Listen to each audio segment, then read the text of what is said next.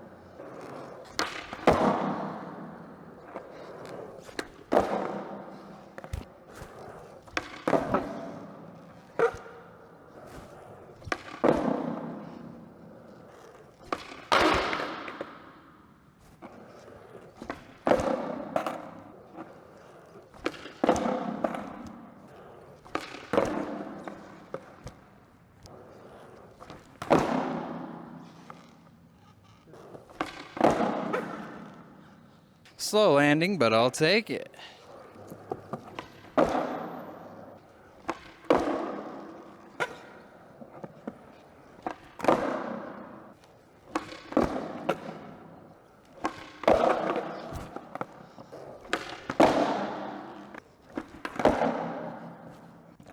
So the way it feels different, and I've been trying to wrap my head around this for a couple months actually. I've been trying to figure out a good way to explain it because it is different and it affects different parts of the board and the way it feels. If you go from a 14-inch wheelbase to a 14.25 or vice versa, you're going to notice a significant difference. Now, for me, the difference is mostly with flip tricks. I noticed this specifically. I'm a bit on the shorter side, so I think a shorter wheelbase just lets me have that extra distance and that extra little bit of control over my skateboard. I notice it the absolute most with flip tricks. And what this has led me to think is that with the deck end, it's more about the area, the more surface area you have. This is where you're gonna feel it, because I've tried several different types of trucks on several different wheelbases, and they all feel generally like the same, like how you would expect. Like a Thunder feels like a Thunder, and a Indy feels like an Indy. But when you swap that wheelbase, I notice the most difference in my pop and the way my flip tricks feel, my overall control. This particular measurement, especially with the deck, is more related to your height.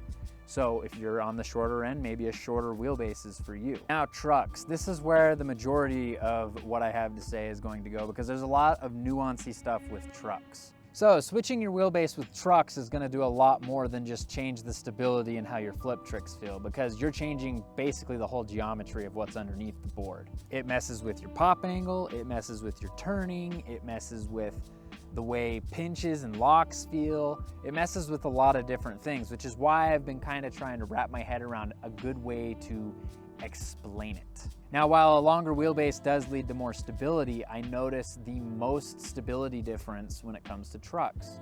For instance, Thunders have the widest wheelbase. Not by much, Ventures are a close second, but Thunders have the widest wheelbase based on my measurements. And these are simply the easiest truck to stay on. It's harder to fall off, they're way more stable, they pinch and lock really, really good, and this is kind of a weird thing about this. Whereas Aces, they're super twitchy, they're super fun, they turn really sharp, they kind of have their own personality. If you're skating Aces and you're jumping down something, you're gonna be far more likely to catch wheels and fly than you would if you were on Thunders. If you were on Thunders, you still get wheel bite, but you're gonna get it a lot less. The way to think about it is actually like the deck is like what allows you to manipulate the board, whereas the trucks are the way it feels. So when you switch the wheelbase based on the trucks, you're gonna change the way everything else feels. You're gonna either ruin or increase stability, but wherever you have losses, you will have gains in other places. For instance, what you lose in twitch and turn with Thunders, you gain in stability. Whereas on the other end of the spectrum, it's the exact opposite. With Aces, what you gain in turning, you lose in stability. So there's a big difference between changing your wheelbase around depending on what piece of gear you decide to switch to change it.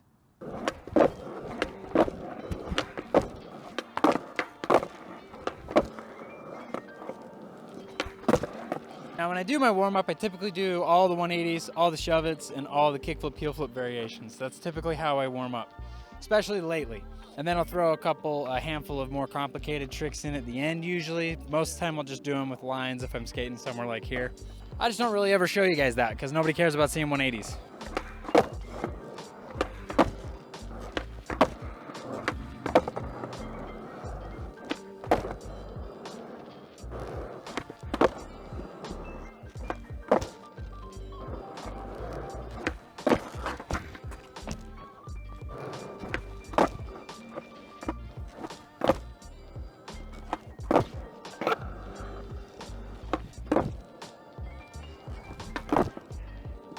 The world's worst switch heel.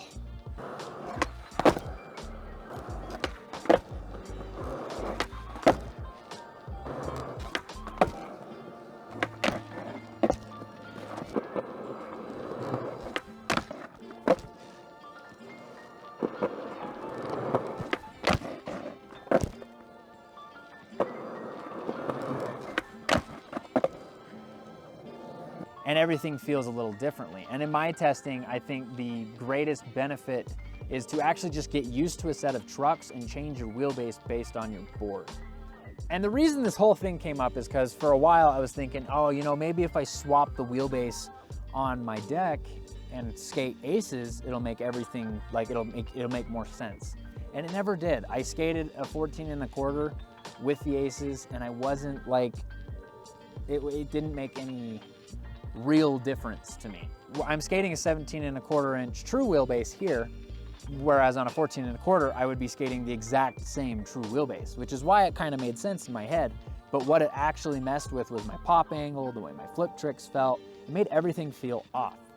This is why I think wheelbase is single-handedly the most important measurement on your skateboard. Because for me, width has never been an issue. I can go from an 8 all the way up to 8.5 and be able to adapt. If I go from this to an 8.5, yeah, it'll probably take me 3 or 4 sessions to get used to it, but once I'm used to it, I'll still have my entire bag of tricks. Now, while I do think it's worth trying different wheelbase combos, like for instance, getting a, like there's an interesting new twin tail that I was thinking about. It's got a 14 1/2 inch wheelbase, I believe. It's the crooked Bobby Warris twin tail. And that one looked pretty interesting because if you had a 14 1/2 wheelbase and then you threw like aces or slappies on it or something, it could probably be pretty cool, especially if you really like the pop angle and stuff.